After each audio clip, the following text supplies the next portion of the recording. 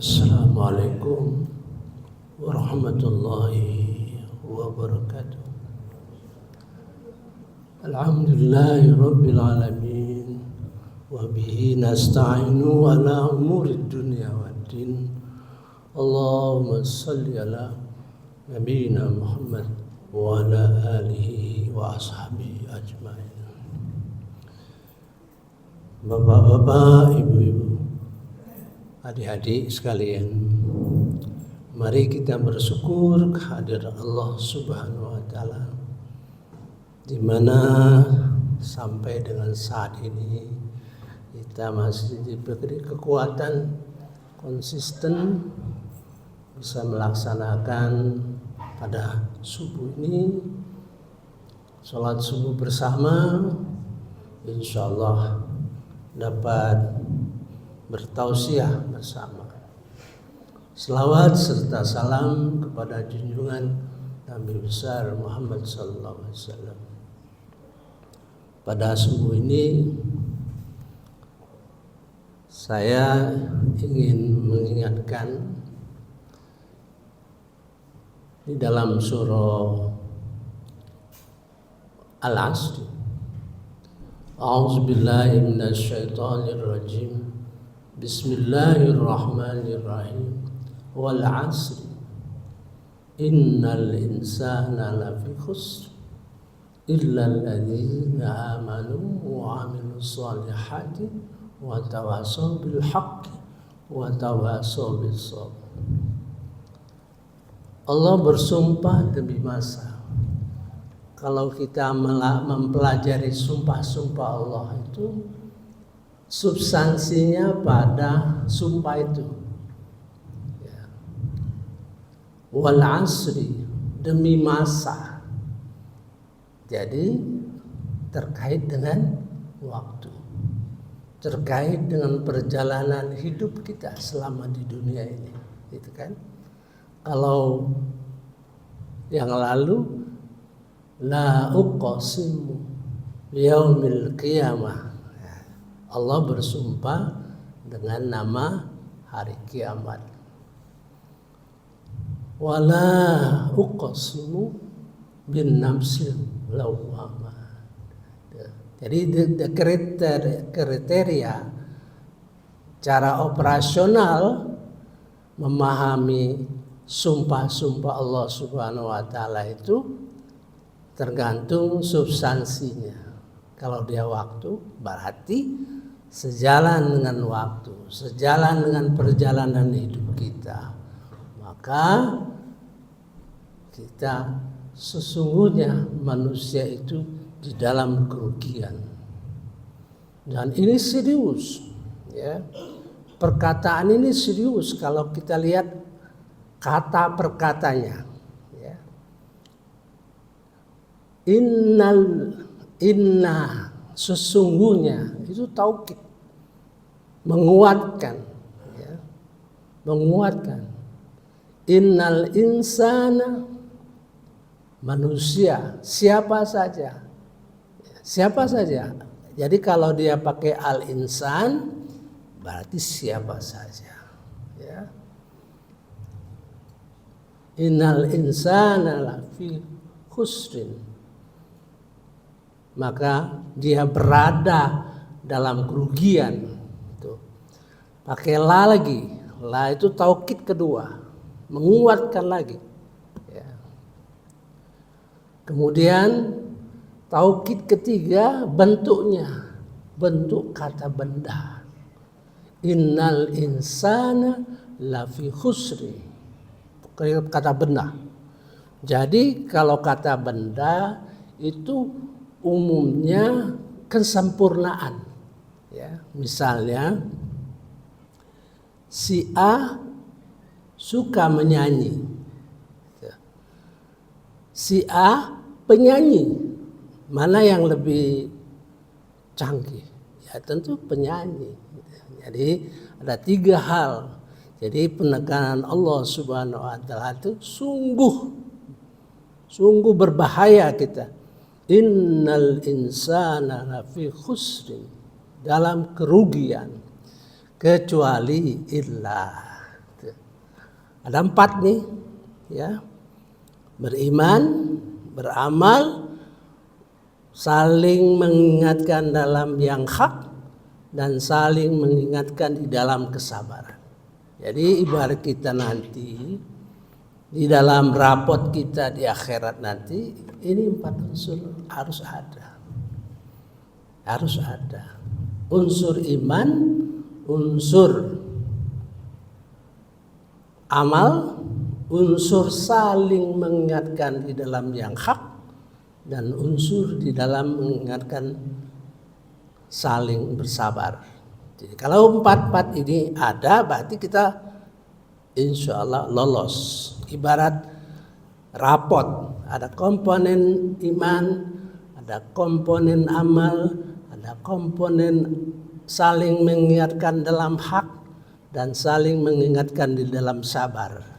Artinya agama kita ini bukan agama egois, ya. Bukan agama kepentingan kita secara pribadi-pribadi, kepentingan bersama. Maka itu kalau kita perhatikan di dalam sholat, pertama, ihdinas siratal mustaqim. Tunjukilah kami, kami bersama-sama semuanya, semua kaum muslimin, semua keluarga kita, kami. Ihdinas siratal mustaqim. Tapi di dalam doa, di antara dua sujud itu pakai wahdini.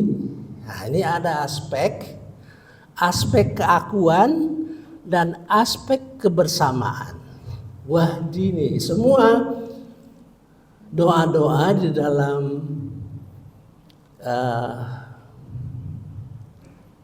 di antara 2 sujud itu kita pribadi, Rabbirfirli warhamni wajburni warfa'ni wahdini wa'afini wa'afwani. Saya, semuanya aku. Tapi dalam Al-Fatihah, ihdinas siratal mustaqim. Tiada aspek kebersamaan, rasa kebersamaan. Ya. Artinya semakin tinggi rasa kebersamaan, semakin tinggi tingkat ibadahnya. Bukan semakin tinggi keakuannya. Nah, itu ya. Nah, mari kembali ke 4 komponen. Iman itu tujuan akhirnya yakin. Jadi orang beriman tujuannya yakin. Ya. Wa bil akhirati hum yuqinun. Misalnya gitu ya. Jadi terhadap Allah Subhanahu wa taala kita yakin.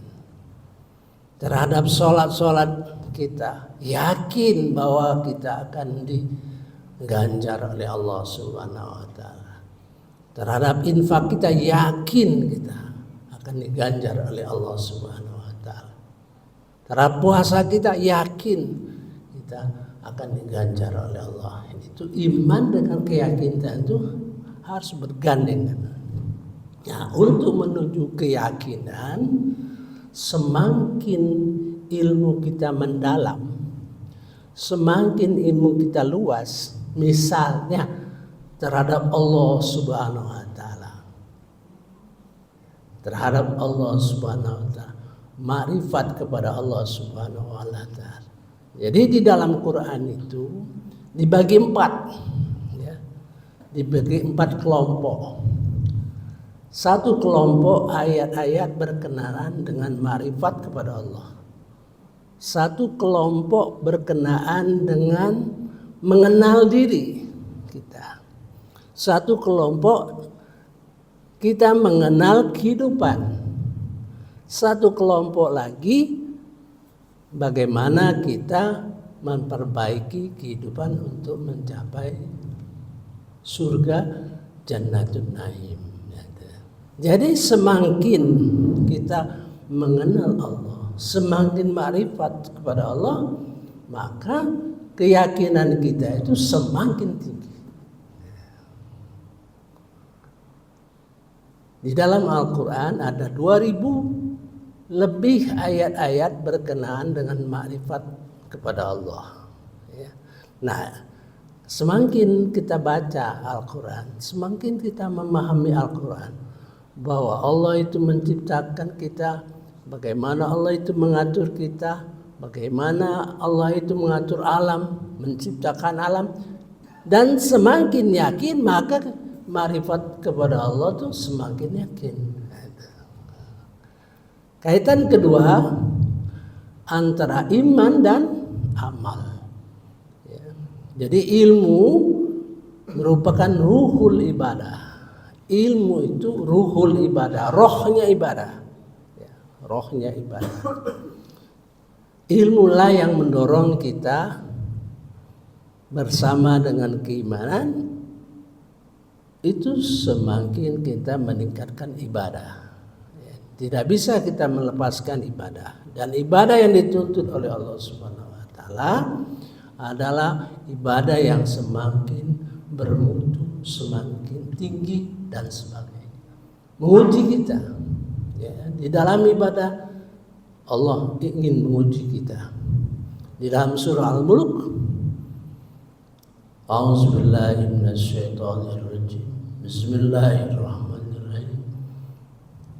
Alladzi khalaqal mauta wal hayata.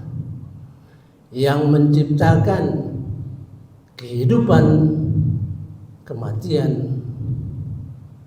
Yang menciptakan kematian dan kehidupan. Mati dan hidup. Ini persoalan mati dan hidup. Persoalan selamat kita di dalam kehidupan dan selamat kita di dalam kematian setelahnya. Ayat selanjutnya, liyabluwakum ayyukum ahsanu amala. Liyabluwakum ayyukum ahsanu amala. Untuk menguji kamu siapa yang amalnya yang terbaik. Bukan terbanyak, terbaik. Artinya amal-amal yang didukung ilmu, amal-amal yang didukung ilmu yang semakin tinggi, semakin tinggi, semakin tinggi, semakin tinggi. Penutupnya, wallahu azizul ghafur. Ada dua al-asmaul husna di sana. Jadi untuk paham dengan al-asmaul husna sebaiknya memahaminya dari ayat-ayat Al-Quran. Ya.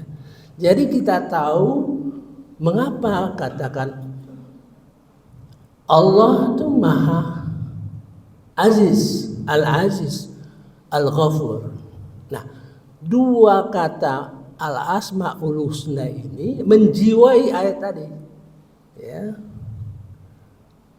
Dia yang menciptakan kematian dan kehidupan untuk menguji kamu siapa amalnya yang terbaik. Gitu. Tapi penutupnya Al-Aziz Al-Ghafur. Gitu. Al-Aziz berarti kuat, perkasa. Nah, jadi kita memaknai ayat ini Al-Mulk ayat kedua bahwa tuntutan Allah untuk kita beramal yang bermutu itu suatu tuntutan yang sangat keras. Sangat keras. Tidak ada kompromi. Ya, itu. Tapi Al-Ghafur itu dapat dimaknai, oh artinya kalau aku sudah berusaha selama di dunia ini rajin belajar, rajin mendengar tausiah, rajin memaknainya, lazim. Kalau seandainya sampai disitulah, itulah semampu saya. Nah, artinya Allah Maha Pengampun. Ya, dia tahu, sudah memaklumi. Gitu. La yukallifullahu nafsan illa wus'aha. Maka la yukallifullahu La yukallifullahu illa wus'aha itu sangat strategis untuk membela diri kita. Tapi di dalam surah Al-Mu'minun ayat 62 itu ada ayat lagi, sesungguhnya kami tidak membebani selain sesuai dengan kemampuannya, tapi walahadaina kami punya catatan terhadap kita. Jadi kita tidak boleh mengabaikan pengertian la yukallifullahu nafsan illa wus'aha seolah-olah sepengertian kita. Nah, itu ya, sebab Allah punya catatan gitu. Saya pun catatan. Misal penghasilan kita katakan 5 juta, 10 juta sebulan ya. Terus kita infakkan katakan 100.000. Inilah sesuai dengan kemampuan itu menurut kita. Tapi Allah lebih tahu dengan catatan-catatan yang ada di mereka, di malaikat ya. Nah, sekarang amal sudah selesai. Kita berusaha beramal sebaik-baiknya, setinggi-tingginya ya, dengan didukung oleh ilmu yang semakin tinggi. Bayangin mengenai infak di dalam Al-Qur'an itu ada 100 ayat lebih. Ada 100 ayat lebih. Mengenai sholat hampir 200 ayat lebih. Hampir 200 lebih. Mengenai puasa hanya 5 ayat yang kita bahas tahun lalu gitu ya. Artinya banyak hal yang harus kita tahu. Sekarang wa tawassaw bil haqqi wa tawassaw bis sabr. Kita sudah baik, amal kita sudah baik. Kita berkewajiban saling